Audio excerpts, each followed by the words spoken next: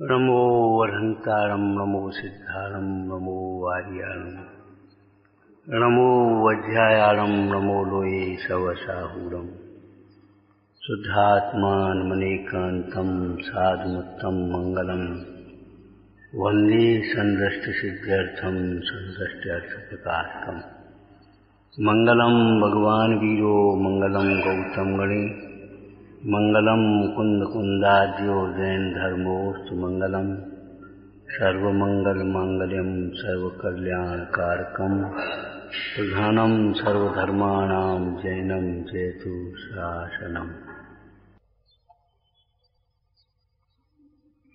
आचार्य श्री कुंद विरचित सोमेश्वर जी परमाणु संबर अधिकार। प्रारंभ की गाथाएं कई बार स्वाध्याय में आती हैं, उसके बाद आगे की गाथा सुन लेते हैं।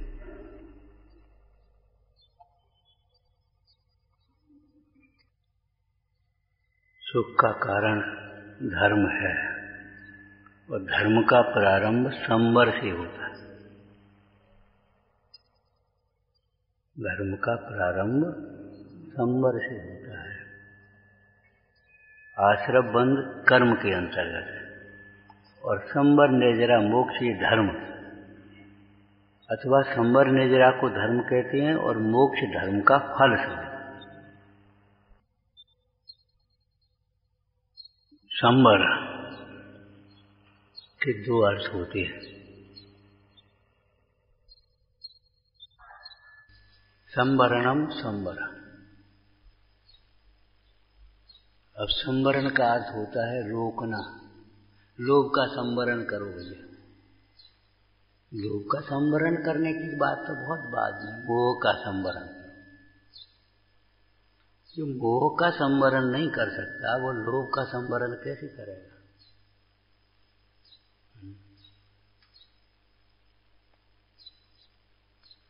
तो संवरण का अर्थ होता है रोकना।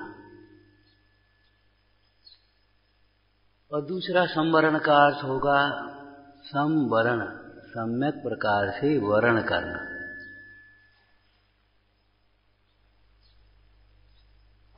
सम्यक प्रकार से वर्ण करना इस अर्थ में अस्थि आए, और सम्यक प्रकार से रोकना ये नास्ति आया है।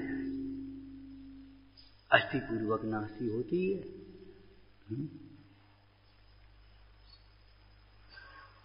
अब परिभाषा करने के लिए प्रश्न उठाओ, किसको रोकना, किस लिए रोकना, कैसे रोकना?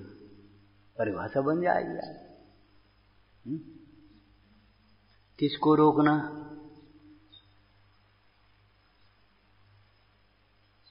किसको रोकना? भाई जो दुख का कारण है रोको। गर्मी के मौसम में हवा आ रही हो तो कोई रोकने का उपाय करेगा? आने दो भैया। लेकिन सर्दी में हवा आ रही, किवाड़ बंद करो।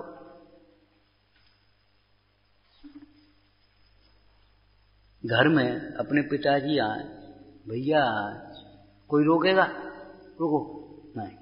कोई ऐरा गैरा जो घर से विरुद्ध है, घर को लूटने वाला है, घर का भेद लेने वाला है, रोको, वहीं रोक दो। वो अमुक आया है, ठीक है, रुको, आते अभी, वहीं आते। और घर का सदस्य, घर का हितैषी है और विशेष रूप से पूज्य है, उसको कौन रोकेगा? पुरुषार्थ सूचक प्रयोजन परक कथन भी है रोकना। रोकने में कर्तव्यता मत लेना, और रोकने का मतलब जैसे आप समझते हो ये तो अपने आप रुक जाएंगे, अपने आप हो जाएगा, ऐसी लापरवाही और प्रमाद का पोषण भी मत करना। रुक जाने में सहजता, और रोकना जो शब्द है वो पुरुषार्थ सूचक है। तो किसको रोकना? दुख के कारण को रोकना। उसे रोकना जिसके रोकने पर दुख अपने आप रुक जाए।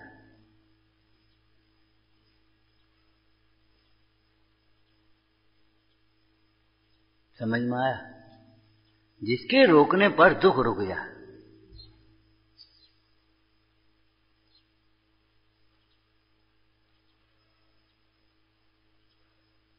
एक व्यक्ति रोगी है और संक्रमण वाला रोग है उसे, भाई यहां नहीं, बाहर। भाई व्यक्ति आएगा तो फिर रोग आएगा,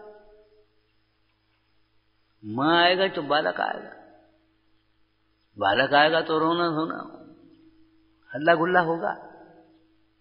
वही रहो, आप लोग बाहर जाओ। दुख एक कार्य है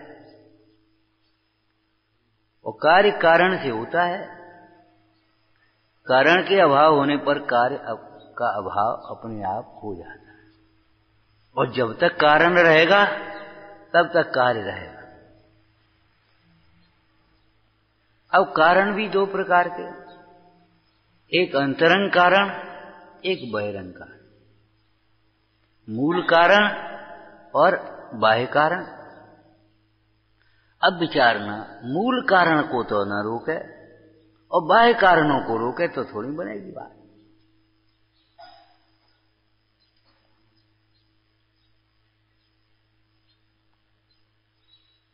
तो ये पहचानना पड़ेगा कि दुख का मूल कारण क्या है। दुख का मूल कारण क्या है? उस मूल कारण को रोकेंगे तो दुख रुकेगा, और मूल कारण को नहीं रोकेंगे तो दुख के बाह्य कारण, जिन्हें आप समझते हैं कारण, ज्ञानी उसे व्यवहार नए से कारण कहते हैं और आप उसे वास्तविक कारण समझते हैं। कि बहिरात्मा का सिद्धांत में 3 विपर्य होते हैं, स्वरूप विपर्य, कारण विपर्य और बीजाविपर्य। तो कारण विपर्य क्या है? मूल कारण को तो नहीं जानता और बाह्य कारणों को ही कारण मान लेता, और बाह्य कारणों को रोक दिया, चाहे उन्हें हटाया चाहे उनसे स्वयं हट गया। क्या होगा? क्या होगा?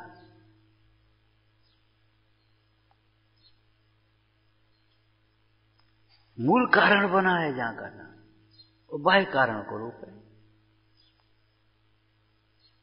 घर छोड़ो, धन वैभव छोड़ो, धंधा व्यापार छोड़ो, परिवार छोड़ो, ठीक है, लेकिन इनमें मोह जो है वो तो छूटता नहीं। मोह मूल कारण है। उस मोह को छोड़े बिना इन सबके छोड़ देने पर भी दुख का अभाव नहीं होता, दुख नहीं छूटता। परिवार आपका बहुत दूर है और मोह है, सो परिवार की चिंता यहां लगी। क्यों, क्या बात है, जरा तबीयत वैसी लगी, कुछ नहीं चले तो आए हम, वो बच्चे की तबीयत खराब है, सो विकल्प बता।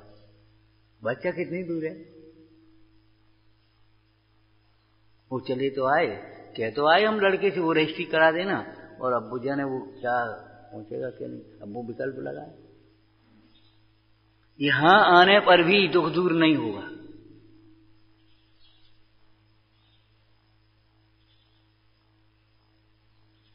प्रवचन सार जी के पहले अधिकार में ये 79 गाथा तक 1 इस बात की चर्चा की, मोह दुख का कारण है, ये बात समझ में आ जाना चाहिए।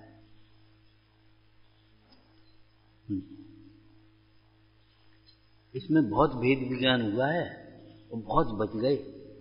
मोह ही दुख का कारण है, माने कोई परद्रव्य दुख का कारण नहीं है। अब काय को उलझिए उनसे? जो जहां रुका है अपने मोह से रुका है, अपने राग से रुका है, वो भी चारित्र मोह है, अपने द्वेष से रुका है, बाद बाकी कोई रोकने वाला नहीं। और मोह नहीं छूटता है, बाल बच्चे सारा कार्य संभाल लेते तो भी आप नहीं निकल पाते। और मोह टूट जाए, राग टूट जाए तो 6 महीने की नाती पर 6 खंड का राज छोड़ करके चल देते। क्या होगा? जो होगा सो होगा, हम थोड़ी कर रहे। अभी भी हमारे से थोड़ी हो रहा है ये सारा परिणमन। क्या होगा? कुछ नहीं होगा।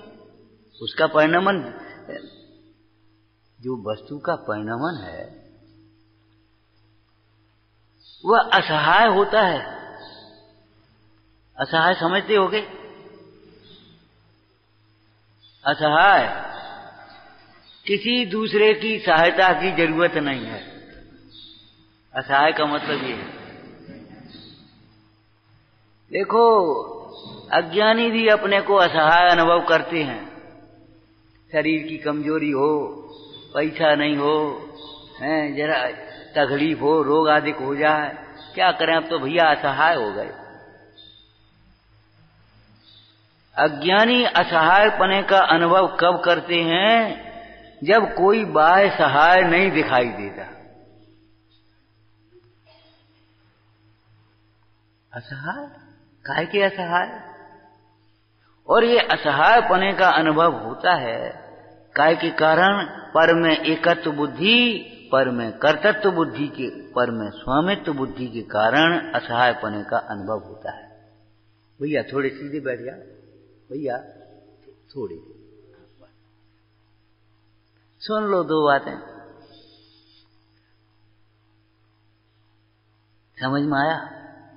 असहाय वह नहीं है जिसके कोई बाहर का नौकर चाकर नहीं है, बाल बच्चे नहीं है, घर नहीं है। असहाय वह नहीं। असहाय वह है, क्या करें, प्रत्येक वस्तु स्वभाव से असहाय। अज्ञानी कहते हैं कि असहाय, क्या करें, असहाय हो गए। तो 4 किलोमीटर दौड़ते थे, अब जरा सहारे से, अब उठने के लिए भी पराधीन हो गए, उठा भी नहीं जाता। असहाय, असहायपने का अनुभव इसलिए होता है, ये पर के कार्य को अपना कार्य मान करके करना चाहता है और वो कार्य होता नहीं। अपने कार्य को अगर पहचान लेवे तो अपना कार्य करने के लिए ये जीव कभी असहाय नहीं है, कभी पराधीन नहीं है, कभी कमजोर नहीं, परतंत्र नहीं। अपना कार्य करने के लिए सदाकाल स्वतंत्र है, सदाकाल। पर का कार्य करने के लिए सदाकाल असमर्थ है। पर का कार्य तो भैया जब तुझे लगता है मैं कर रहा हूं, उस समय भी अहंकार ही है, पर का कार्य करता नहीं है। अपनी इच्छा के अनुकूल परिणमन दिखाई दे जाए पुद्गल का तो ऐसा लगता है मैं करता हूं। निमित्त नैमित्तिक संबंध बन जाए, ऐसा लगता है मैं करता हूं। भैया उस समय भी तुम नहीं कर रहे, वो कार्य अपने कारण से हो रहे, तुम अपना कार्य।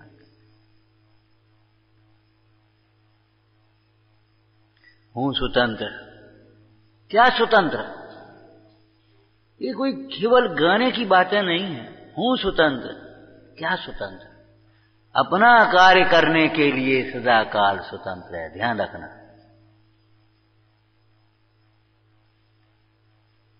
उठ करके चले जाने के लिए स्वतंत्र नहीं हो,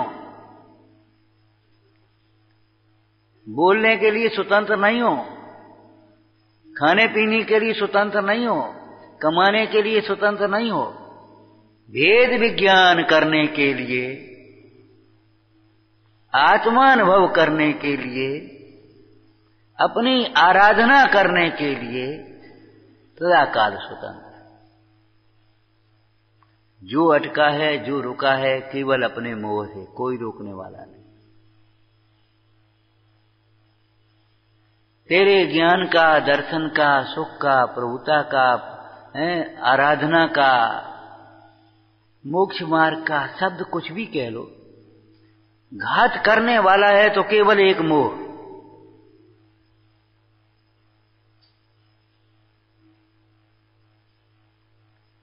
ज्ञान की मंदता से भी इतना नुकसान नहीं है जितना मोह से नुकसान। ज्ञान की मंदता हो तो चलेगी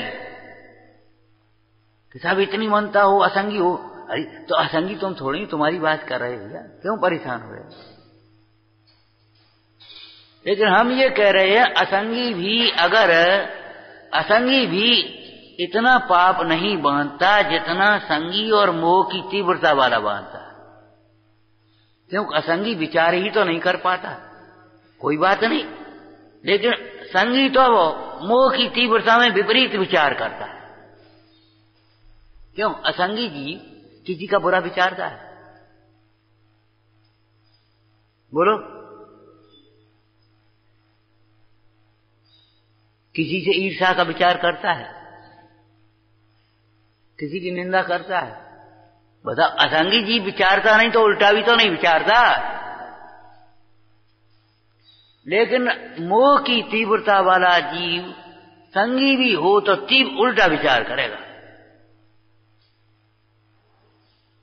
और ये बात आप बिल्कुल भली प्रकार जानते होगे, न चलने वाला उतना घाटे में नहीं है जितना विपरीत चलने वाला। न चलने वाला कम से कम वहीं खड़ा है। मंद रूप से चलने वाला थोड़ी देर में पहुंचेगा, लेकिन विपरीत चलने वाला तो कभी नहीं पहुंच पाएगा, लक्ष्य से दूर होता जाएगा।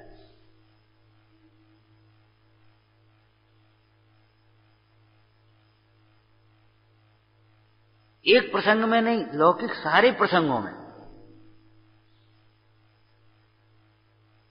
और आप इस शैली का प्रयोग करते हैं। कुछ न सूझे तो कम से कम वहीं खड़े रहो। चौराहे पर आपको समझ में नहीं आया, व्यस्त चौराहा, चारों ओर वाहन आवना जाना, आपको कुछ समझ में नहीं आया, अगर आप वहां खड़े रहोगे तो इतना खतरा नहीं होगा। कभी इधर भागोगे कभी उधर भागोगे तो ज्यादा खतरा होगा। रास्ता भूल जाए आपको, आप किसी से पूछेंगे फोन लगा करके, आज की भाषा का दृष्टांत है, फोन लगा करके, भाई हम खड़े कहाँ हो आप ये बताओ। वहां खड़े हो? अच्छा वहीं खड़े रहो, हम गाड़ी भेज रहे, हम बच्चे को भेज रहे, या एक काम करो वहां से उधर मुड़ करके आ जाओ। मतलब विपरीत दिशा में चलने वाला जीव लक्ष्य से दूर होता चला जाता है। विपरीत उपाय करने वाला जीव अपने दुखों को बढ़ाता है। संगी पंचेंद्री हैं आप, लेकिन मोह की तीव्रता में क्या विचार करेंगे? फिर बीमारी बढ़ गई तो बीमारी बढ़ेगी, संक्लेश बढ़ेगा तो। संक्लेश अगर नहीं बढ़ेगा तो बीमारी नहीं बढ़ेगी। कैसी बातें सोचते हो? बीमारी बढ़ने के भय से जो कह दें सो करने को तैयार हो, और मोह बढ़ेगा तो अधिक दुखी नहीं होगी। और भैया पैसा नहीं होगा फिर कैसे काम चलेगा, फिर कौन पूछेगा? अचंभे की बात है, ये बातें हम बार बार कह चुके हैं। कहने के लिए तो कुछ रहा ही नहीं है, सच पूछो तो सब कह चुके। ये तो चिंतन और दोहराने की बातें हैं। कौन पूछेगा पैसा के बिना, ये आप सोचते हो, और पूजा बिना पैसे वाले की करते हो। पूजा भी बताओ किनकी करते हो? जिनके पास छदाम नहीं।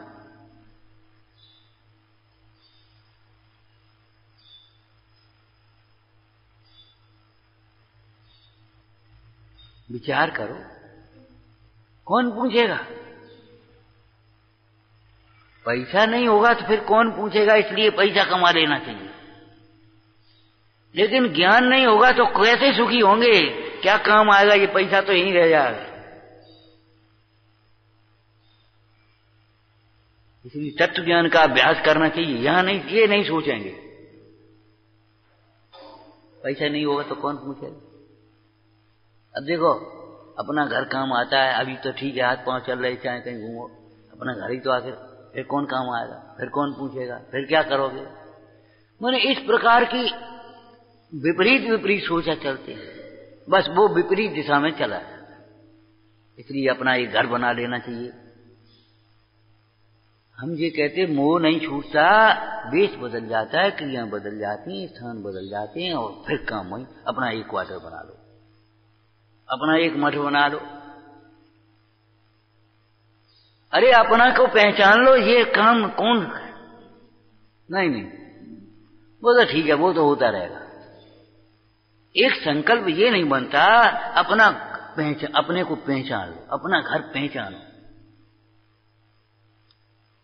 अपना घर बना लो, अपना पैसा कमा लो, अपना फंड बना लो। अरे जो तेरे से भिन्न है वे अपने कैसे हो सकते हैं?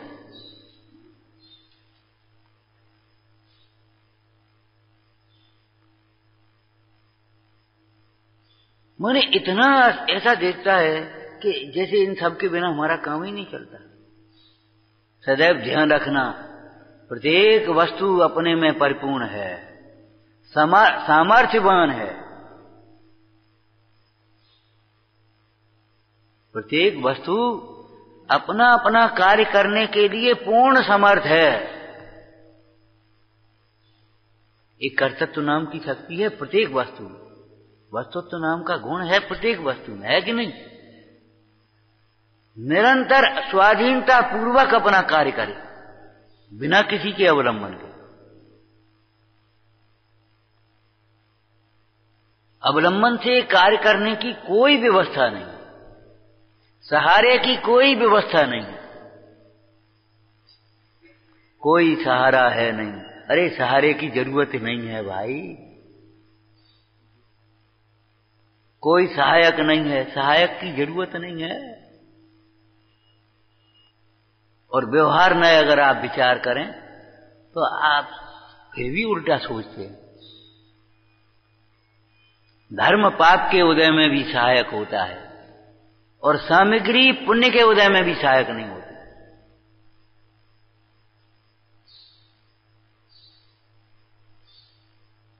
आपका घर है, भरा पूरा परिवार है, खूब धन वैभव है, ऊंचा पद है, 10-20 नहीं हजारों लाखों लोग तुम्हारे सामने हाथ जोड़े खड़े हैं, लेकिन आपकी वेदना को बांटने में समर्थ नहीं है।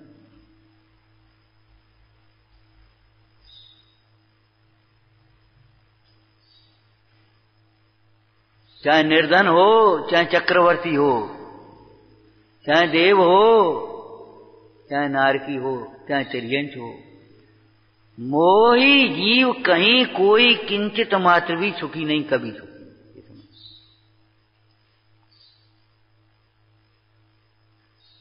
लाखों देव, इंद्र कितना शक्तिशाली, कैसा वैभव, और फिर भी लाखों देव मिलकर के उस आयु पूरी हो जाए तो इंद्र को क्या करेंगे बोलो? उनमें जो सम्यक दृष्टि देव होंगे वे यही संबोधन करेंगे, हे स्वामिन आयु काल का अंत आ रहा है, माला मुरझा गई, तुम मत मुरझाओ। माला मुरझा गई, माला ही तो मुरझाई, तुम क्यों मुरझा रहे हो? माला से तुम्हारा क्या संबंध, इस देव पद से तुम्हारा क्या संबंध? तुम गायक भाव और चैतन्य भगवान। देखो भगवंतों के सामने आ जाओ, अकृत्रिम जिनालय में भगवंतों के सामने आ जाओ, देखो इस शांत मुद्रा को, देखो अपने आत्मस्वरूप का स्मरण करते हुए बड़े आनंद से देह छोड़ो। इतनी खुशी होना चाहिए जैसे जेल से निकलते हुए खुशी हो रही है। अरे मनुष्य पर्याय में जाएंगे और रत्नत्रय की आराधना पूर्ण करके परम साध्य को प्राप्त करेंगे, काय को दुखी हो रहे?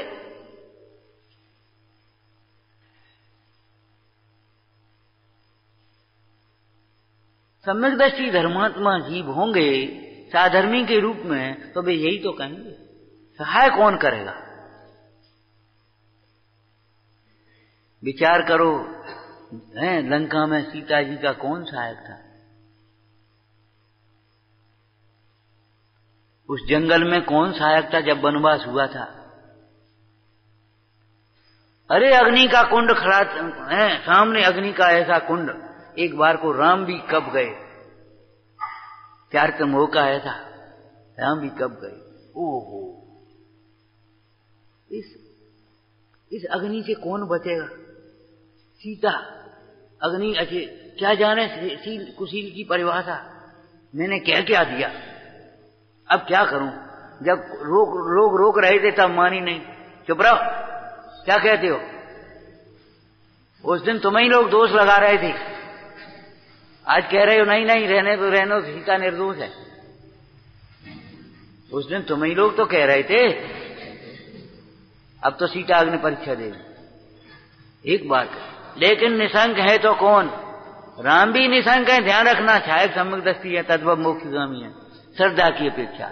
लेकिन सीता जी क्या कहें, आचरण में भी निशंक है। ऊंचे मंच पर खड़ी हो गई, पंच परमेष्ठी को प्रणाम किया, पति को प्रणाम किया, और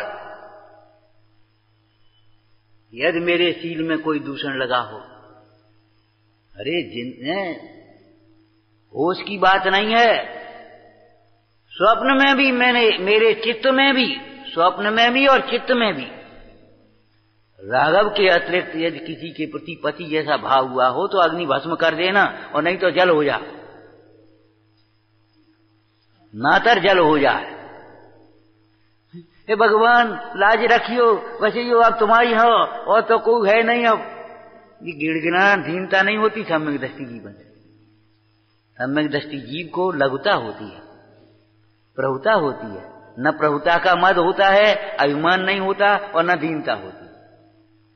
देह छूटेगी छूटेगी, छूट जाएगी, कोई बात नहीं। अरे अब ये देह छूटेगी, क्या बोलना चाहिए? अरे छूटी हुई है, हमें क्या परेशानी, देह छूटेगी छूटेगी। देह तो पहले से ही छूटी हुई है, ऐसा तो नहीं है स्थूल रूप से दिखाई दे रहा है देह छूटने का क्रम, संयोग का वियोग है, लेकिन देह तो पहले से ही भिन्न है, प्रागेव भिन्नम। देह तो छूटी हुई, जो छूटी हुई है, जो पहले से ही मेरी नहीं है, उसके प्रति मैं क्या चिंता करूं, मैं क्या करूं? यहाँ आज रोने का क्या शोर है, मेरे हर्ष आनंद का जोर है। हमें क्या तकलीफ है? देह के छूटने से अगर हमारा कुछ छूटता तो हमको कोई तकलीफ थी। देह में हमारा कुछ है नहीं, और देह के छूटने से हमारा कुछ छूटेगा नहीं, हमको क्या तकलीफ? छूटेगी छूट जाए, हम जाएं चल जाओ, हमें क्या परेशान है? हमारा कुछ काम कर रहे हो, हमें कोई सहारा दे रहे हो, तो हमें तकलीफ है। भैया बता चला गया, अब क्या करें? हमारा तो कुछ कर नहीं रहे, जाए चले जाओ। तो अब नहीं जा रहे, रहने मत, अब चले जा रहे, चले जाओ। निरपेक्षता स्वयं के आश्रय से होती है, स्वयं के बल से होती है। निरपेक्षता कहो, निष्प्रयता कहो, निर्वांछकता कहो, निर्भयता कहो, ये सब एक ही अविनाभावी है। सब स्वयं के आश्रय बिना नहीं हो सकता। ध्यान रखना, आत्मा के आश्रय बिना, वेद विज्ञान के बिना एक भी गुण नहीं होता। गुण माने निर्मल परिणमन, और पर को अपना माने नहीं, भेद विज्ञान हो जाए तो एक भी दोष नहीं रहता। आत्मा समस्त दोषों से रहित है, गुणों से परिपूर्ण है। समय सार जी की लाइन बोलो, आत्म स्वभावम परभाव भिन्नम आपूर्ण। आपूर्ण, आपूर्ण तो समझते होंगे, अपनी मर्यादा में ही भली प्रकार से पूर्ण। ऐसा पूर्ण जिसे कोई खाली नहीं कर पाए। पानी भर गया, खाली हो गया, हॉल भर गया, खाली हो गया, आत्मा भर गया, खाली हो गया, ऐसा नहीं। बाहर से आने की और बाहर कुछ जाने की कोई व्यवस्था नहीं। एक भी गुण बाहर निकल नहीं सकता, और एक भी विकार भीतर घुस नहीं सकता। कौन सा गुण है? भगत जी बोलो तो, खूब पढ़ाओ होएगो तुमने, अगोर लगो। बाहर से कुछ आता नहीं और अपना कुछ बाहर जाता नहीं। ये क्या है? वस्तुनिष्ठ कथन है, वस्तु स्थिति है, ये स्वरूप है। और स्वरूप को कोई ने बनाया नहीं, कोई बदलेगा नहीं, उसका अभाव होना तो संभव ही नहीं। स्वभाव का भाव नहीं होता। एक ही उपाय होता है, स्वभाव को समझ करके अपने प्रयोजन की सिद्धि कर दो। उद्गल का जो स्वभाव है पूरेगा गलेगा। बच्चे का जन्म हुआ, धीरे धीरे बड़ा होता गया, बढ़ा गया, और शरीर बढ़ता गया, हो गया। अब उसके बाद 40 वर्ष की उम्र आ गई, अब ढल से आएगा। क्या हो सकता है इसमें? इसमें हो क्या सकता है? मोह तोड़ करके सुखी हुआ जा सकता है, और कुछ नहीं हो सकता। उद्गल का यही स्वरूप है, ऐसा समझ करके उससे मोह छोड़ा जा सकता है। इसके बढ़ने से मेरे में कोई वृद्धि नहीं, इसके घटने से मेरे में कोई हानि नहीं। बस मैं तो ज्यों का त्यों, जैसा का तैसा, अपूर्ण समझ गए। जिसे किसी ने पूर्ण नहीं किया है, बाहर से कोई पूर्णता नहीं आई है, और जिसमें कोई कमी भी कभी नहीं आने वाली। अपूर्ण प्रागेव पूर्णम स्वयं पूर्णम।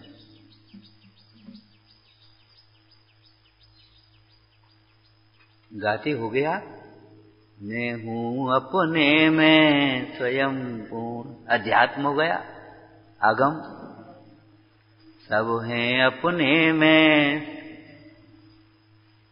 प्रत्येक द्रव्य अपने अपने गुण पर्यायों से पूरा है, कोई द्रव्य अधूरा नहीं है। अरे द्रव्य की बात करते हो, एक गुण भी अपने में पूरा है, एक पर्याय भी अपने में पूरी है। कोई दृष्टांत दिया था, याद हो तो बताओ भैया। व्यवस्था हो गई, अरे व्यवस्था तो हो गई। व्यवस्था तुम और हम करने वाले थोड़े ही हैं, ये व्यवस्था है मति की, हैं? हाँ भैया, क्या कह रहे? कहा था ये शास्त्र पूरा है क्या अधूरा? एक एक अध्याय पूरा है कि नहीं पूरा? आज कर्ता कर्म अधिकार पूरा हो गया, आज संवर अधिकार पूरा हो गया, आज नजर अधिकार पूरा हो गया। पूरा शब्द प्रयोग करते हो। आज 100 नंबर की गाथा पूरी हो गई, आज 200 नंबर की गाथा पूरी हो गई। एक शास्त्र पूरा है, अधिकार पूरा है, एक गाथा पूरी है, और एक गाथा में 4 चरण होते, एक चरण पूरा है। बंदित तो सब से दे, एक चरण हो गया। बस आज एक चरण पढ़ेंगे अपन, एक चरण पूरा होगा। बोलो, अगर चरण पूरा नहीं हो तो गाथा कहां से पूरी होगी? और गाथा पूरी नहीं हो तो अधिकार कहां से पूरा होंगे? और अधिकार पूरा नहीं हो तो शास्त्र कहां से पूरा होंगे? अरे चरण की बात करते हो, बंदित्व तो पढ़ो। बच्चे को कैसे पढ़ाओगे? बंदित्व तो एक एक शब्द पढ़ो। एक शब्द पूरा हो गया कि नहीं? बोलो, याद हो गया? बोलो, बंदित्व तो, बंदित्व तो। अब एक एक शब्द ही तो पढ़ाओगे, और उसको गाथा पूरी पढ़कर सुना दो तो कुछ नहीं समझ पाएगा, पढ़ ही नहीं पाएगा। प्ले ग्रुप का बच्चा कैसे पढ़ पाए? एक एक अक्षर पढ़ो तो एक शब्द भी पूरा है कि नहीं? और उसमें एक एक अक्षर भी पूरा है। आ बोलो, आ, ई, उ, एक अक्षर है कि नहीं? एक एक मात्रा पूरी है। अधूरा क्या है ये बता दो। बोलो, अधूरा क्या है? दूसरा दृष्टांत बताया था आपको, बताओ। ये शरीर है, पूरा है, और ये हाथ कैसा है? और ये हाथ कैसा है? ये पंजा जिसको कह रहे थे, और ये उंगली, और ये पूरा। अधूरा क्या है ये बता दो। विश्व में अधूरा कुछ है ही नहीं। तेरे मोह के कारण तुझे अधूरापन दिखता है, और जिसे अपने में अधूरापन दिखता है और दूसरे से पूरा करना चाहता है, वह संसार में भ्रमता है। उसकी कामनाएं कभी पूरी नहीं होती, अधूरे का अधूरा रहे।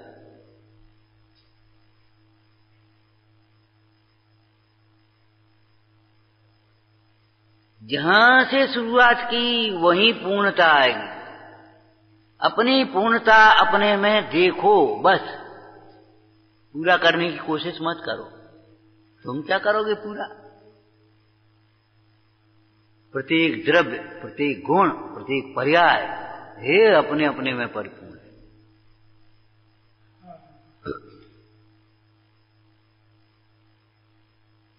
कौन लावे, कौन करे, कौन बदले, ये सब मोह की छटा है। क्यों? अब जिस चले जाएंगे फिर क्या होगा? कुछ नहीं होगा,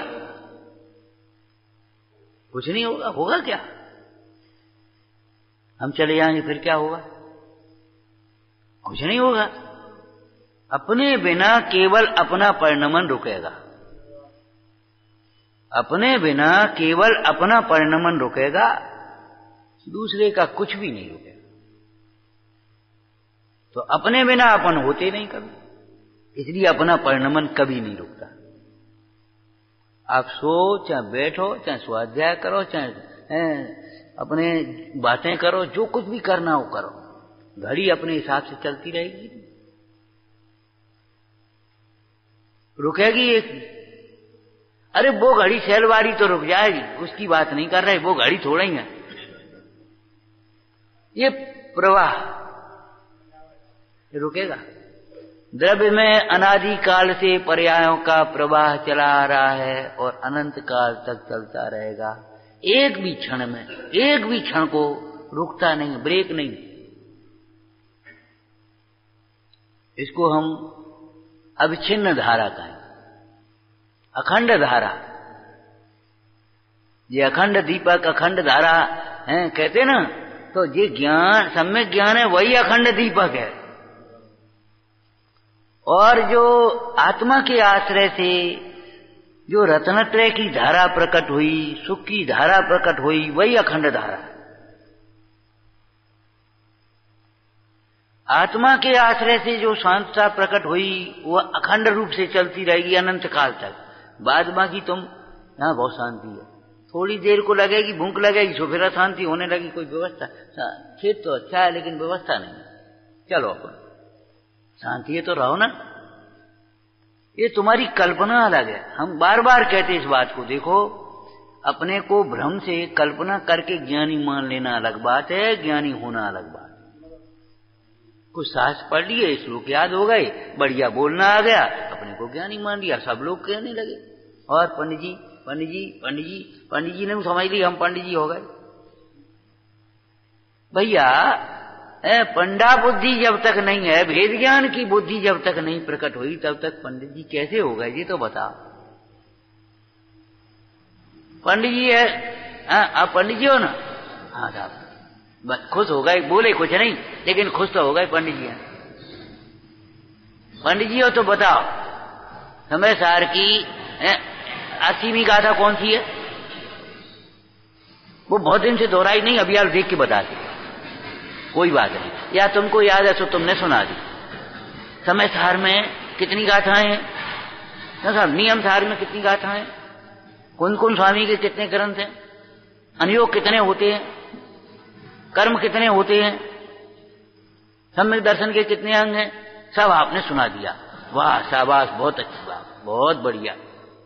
ज्ञान तो बढ़िया, अभ्यास तो तुमने अच्छा किया है। आपने भी मान लिया बढ़िया, सामने वाले ने भी बढ़िया कह दिया। लेकिन जी बताओ, पंडित जी हो तो समय सार में क्या है, गुम्मट सार में क्या है, नियम सार में क्या है, श्रावकाचार में क्या है, पद्म पुराण में क्या है, ये तो तुमने जाना। तुम्हारे में क्या है ये तो बताओ भैया। समय सार में क्या है ये तो यहाँ शुद्ध नय की प्रधानता से कथन है, 9 तत्वों का कथन किया गया है, शुद्ध आत्मा, एकत्व भक्त आत्मा की चर्चा की है, गोमठ सार में कर्म आदि की चर्चा है, जीव समास गुणस्थान मार्गणा की चर्चा है, त्रिलोक सार में 3 लोक की रचना। वे तो सब हो गई, तुम्हारे में क्या है ये बता।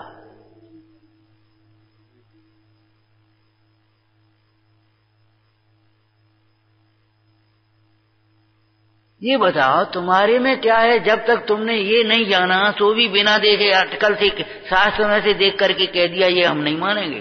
तुम्हारे में क्या है? तुमने अपने को देख करके यदि नहीं कहा, नहीं जाना, तो काहे के पंडित जी?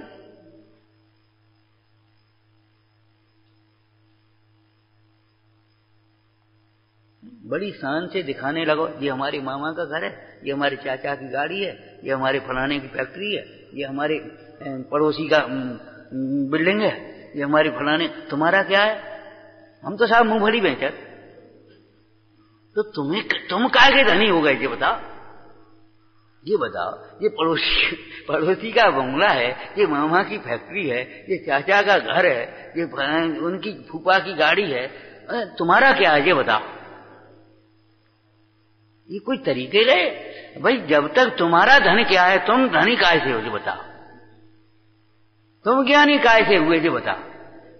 अपने को ज्ञान स्वरूप अनुभव किए बिना कोई ज्ञानी नहीं होता। देह को अपना मानने वाला, पर्याय को मात्र अपने को समझने वाला, पर्याय मात्र अपने को समझने वाला 11 अंग 9 पूर्व पढ़ करके भी ज्ञानी नहीं। जिनागम और की बातें छोड़ो,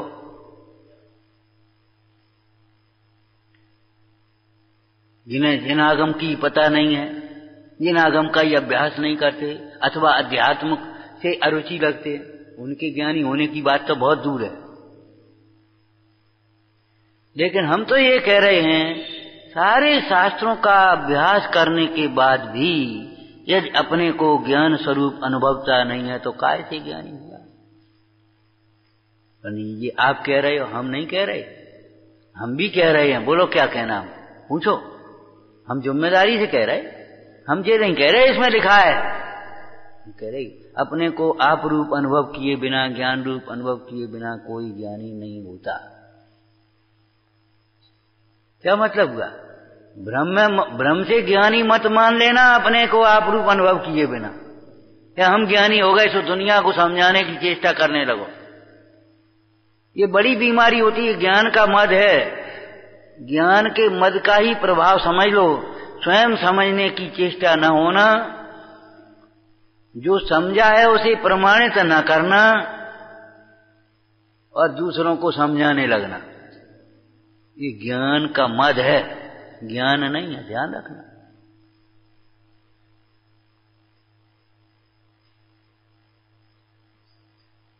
स्वयं को समझने की चेष्टा नहीं करना। लौकिक क्षेत्र में भी वो विषय स्वयं नहीं समझने की चेष्टा, दूसरों को समझाएंगे, और जो समझा है उसे प्रमाणित नहीं करेंगे, गलत समझाएंगे।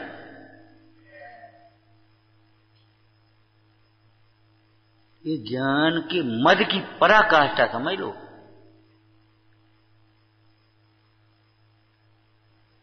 अपने को जिसने आगम के अभ्यास से भी नहीं समझा, गुरुओं के उपदेश से नहीं समझा, युक्ति से निर्णय करके नहीं समझा, वह तो ज्ञानी होने का पात्र भी नहीं। वह तो फालतू की ईर्ष्या द्वेष में लगा रहेगा। या की बुराई बाकी भलाई, ये पढ़ लो, ये कर लो, ये बस। भ्रम से ज्ञानी मानने वाला बहुत खतरनाक, बहुत अज्ञानी से भी ज्यादा पाप बांधता है।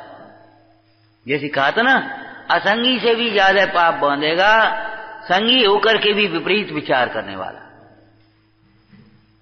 वो विचार तो नहीं कर रहा, विपरीत तो नहीं कर रहा, और आप तो संगी हो गए सो विपरीत विचार कर रहे। झूठा उद्यम लोग करत हैं, या मैं निस दिन घाटी। झूठा उद्यम माने झूठे विचार करते हो, झूठी मान्यता है, झूठा ही ज्ञान है, झूठा ही आचरण है। और आचरण में तीनों भेद कर लेना। झूठे ही विचार होते हैं, झूठे ही चर्चाएं करते हो, और झूठी ही क्रियाएं करते हो। मैं आत्मा हूं, झूठी चर्चा है कि सही चर्चा है? सही चर्चा है। लेकिन सुनो, अगर अभिमान से फालतू से वैसे ही करते हो, हम तो आत्मा है और भीतर में समझ रहे थे, तो झूठी है चर्चा, तुम्हारी चर्चा भी झूठी। कसाय गर्भित वचन को असत्य वचन कहते हैं। आत्मा हो तो उसमें अभिमान, ये बता अभिमान का, अभिमान की जरूरत क्या है? और एक बात, दूसरी बात हम कहते तुम आत्मा हो, कौन हो? हैं आत्मा, मैं आत्मा हूं, बोलो। अरे बोलने की बात है ये, कोई आत्मा बोलता है? आत्मा हूं, ये तो स्वानुभूत्या चकाश थे मंगलाचरण है। क्यों भाई?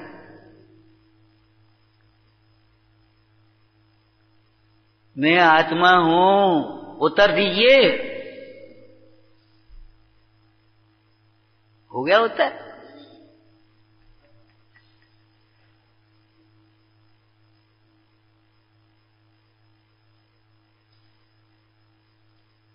अरे गुरु महाराज की तो कहने की एक करुणा है, तो मजबूरी समझ लो, निमित्त निकल गया तुम्हारे भाग से, लेकिन तुम्हें तो उसे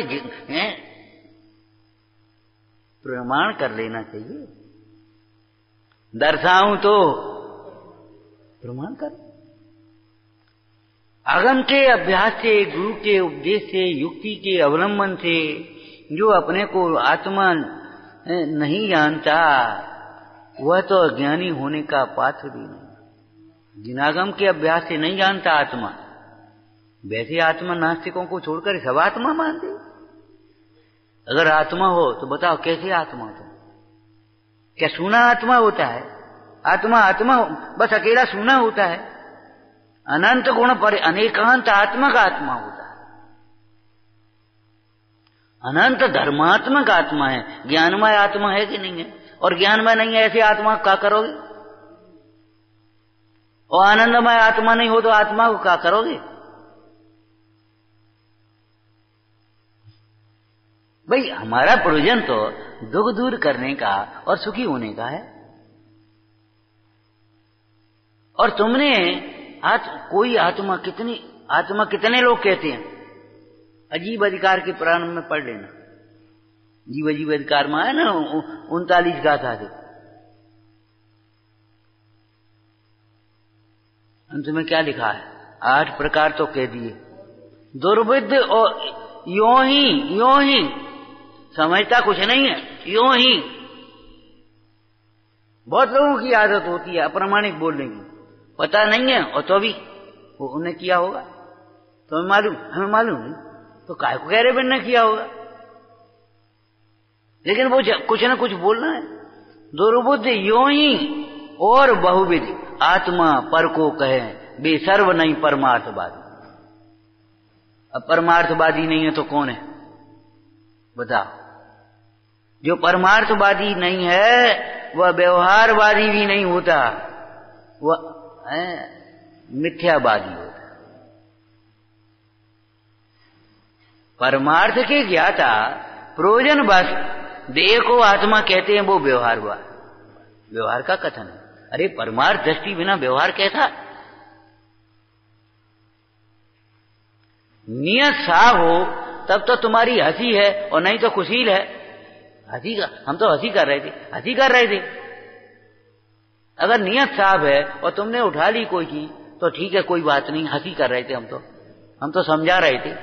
लेकिन अगर नियत साफ नहीं है तो चोरी है।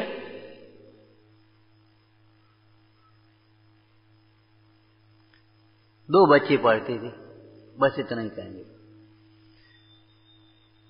और दो क्या, बच्चे तो बहुत पढ़ते ही, और छात्रावास में 3-3, 4-4 बच्चे रहते ही, एक ही कमरे में, कोई दिक्कत नहीं। एक मित्र था, तो मित्र तो होंगे ही, सहपाठी होंगे, तो लापरवाह। दूसरे लड़के ने उसे बार बार समझाया, देखो तुम चाहे कोई चीज चाहे कहीं छोड़ देते हो, अच्छी बात नहीं है। हाल की हाल उठा करके रखा करो, तुरंत की तुरंत, और यथास्थान रखा करो। किसी दिन कोई चीज खो जाएगी और तुम हमारा नाम लोगे या ये करेंगे, परेशान होगे। वो लापरवाही में डाल दी। एक दिन जो तीसरा मित्र था, उसके घर पर कोई घटना घट गई होगी, तो उसने कहा, भैया हम घर जा रहे हैं और ये हमारी जेब में 10,000 रुपये गड्डी लगी है, ये काम जो तुम कर ले। अब रास्ता में हम कहाँ ले जाए, रात की गाड़ी जा रहे, यही कर दी, सुनकर रख दो मेज पर, रख दी। और उसने वो अपने काम में लग गया, मेज पर धरी। तीसरा लड़का जो बार बार समझाता था वो गड्डी उठा ले गया। काय के लिए? सिखाने के लिए, सावधान करने के लिए कि तुम मानते नहीं हो, देखो ऐसा तो मानो, गड्डी ले गया। अब बेचारे को घबराया, गड्डी नहीं, अब क्या करें, मार गए। अब जी 10,000 गड्डी हम देंगे कहां से? दिमाग खराब उसका, ये गड्डी देंगे कहां से हम? और वो कहेगा जी तो इसने छिपा ली होगी, चोरी कर ली फलाना। अब उसने क्या कहा, संयोग की बात, उसी समय अखबार वाला कहीं से अखबार गया, तो अखबार में था एक चेन वाले ने चेन काटी और वो 10,000 में बेच दी। उसको दिमाग में आ गया ऐसे ही अपन कर देना चाहिए एक बार, बस वो अपन कर, तो चल दिया। और चल दिया तो पकड़ के चेन थोड़ी और पकड़ करके भगने लगा। 4 लोगों ने पकड़ लिया, नया एक्सपर्ट तो था नहीं, चोर तो था नहीं, पकड़ लिया, क्या करे, पकड़ लिया। तो पुलिस ले गई थाने में। बोल बोल, आज तक इतनी नगर में चेनें टूटी हैं, ये घटना हुई है, किसने की? बता जल्दी। और इसी ने की होंगी, किसी ने की होगी। अब बेचारे वो कहे भैया हम चोर नहीं है, हम चोर नहीं है, हमने चोरी। सुनो तो, अब सुने कौन, मार बोलो।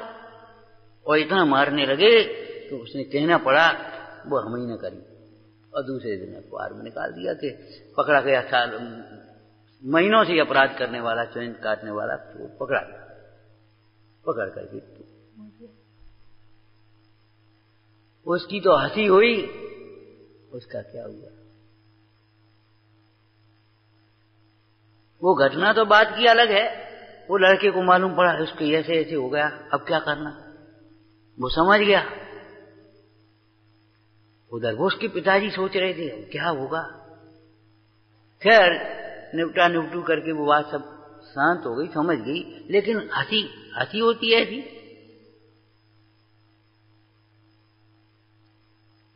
हंसी में भी किया गया पाप ही है, ध्यान रखना। हंसी में अगर कोई जहर पिए तो मरेगा कि बचेगा? और हंसी में अमृत करे तो पिए तो अमर होगा कि नहीं होगा? हंसी क्या कर लेगी इसमें? वज्र भाव से उसका है, साला कह रहा था हम तो हंसी कर रहे थे कि तुमने हंसी करी, हमारा तो उपकार हुआ है।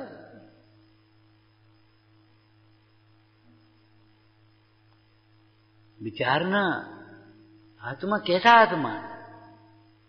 जैसा बौद्ध मत में कहा है तैसा आत्मा है? क्या क्षणिक रूप आत्मा है? क्या कूटस्थ आत्मा है? क्या कर्म से संयुक्त, सर्वथा संयुक्त आत्मा है? कैसा आत्मा है? आपको ये बात भली प्रकार से युक्ति के अवलंबन से समझना पड़ेगी। निश्चय व्यवहार नए से प्रमाण से आत्मा का स्वरूप समझेंगे, तब अगम के अभ्यास से, गुरु के उपदेश से, युक्ति के अवलंबन से जब आत्मा का स्वरूप, सांगोपांग स्वरूप भली प्रकार से सुनो, आत्मा का हे भी आत्मा में ही है, आत्मा का उपाधि भी आत्मा में।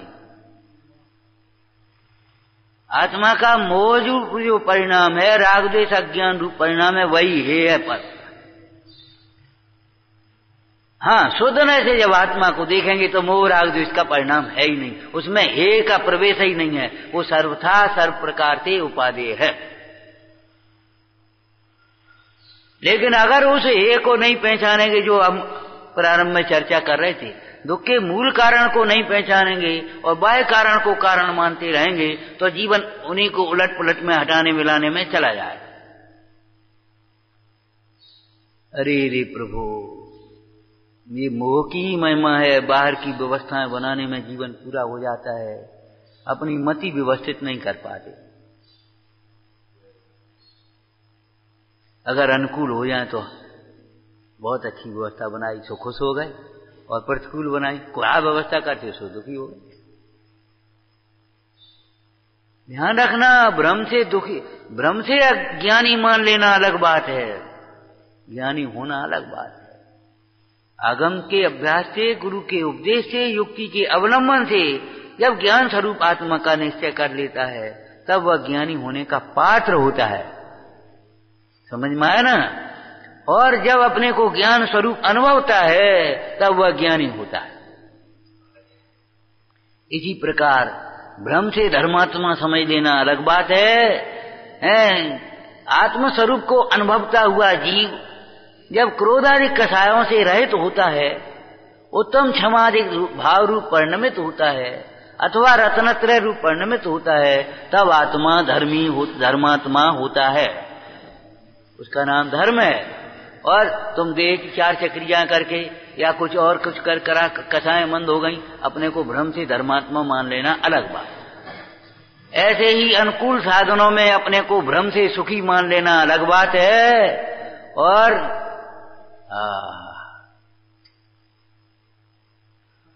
सबसे निष्प्रय होकर के अपने स्वरूप का अनुभव करते हुए सुखी होना अलग बात है। अज्ञानी भ्रम से अपने को सुखी मानता है पुण्य के उदय की अनुकूलता में, और ज्ञानी अपने को ज्ञान स्वरूप अनुभवते हुए सुखी रहता है, होता है। ये संवर तत्व है। संवर का अर्थ है रोकना। रोकने का मतलब है दुख के कारण को रोकना। समझ में आया ना? तो किसको रोकना, ये आ गया। अब कैसे रोकना, किस लिए रोकना? कि इस मोह आदि के रोके बिना, तत्व की भाषा में बोलो तो आश्रव के रोके बिना धर्म का प्रारंभ कैसे होगा? आश्रव तो रोको।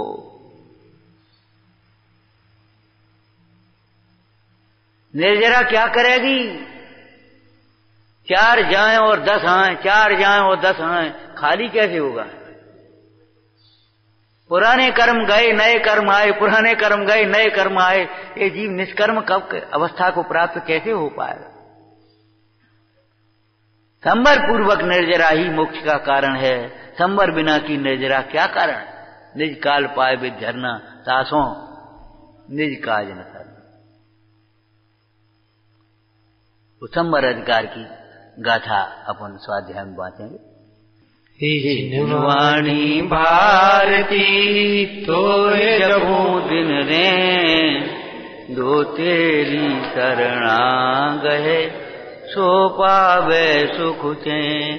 या वाणी के ज्ञान से सूझे लोकालो, सो वाणी सदा चेत हूँ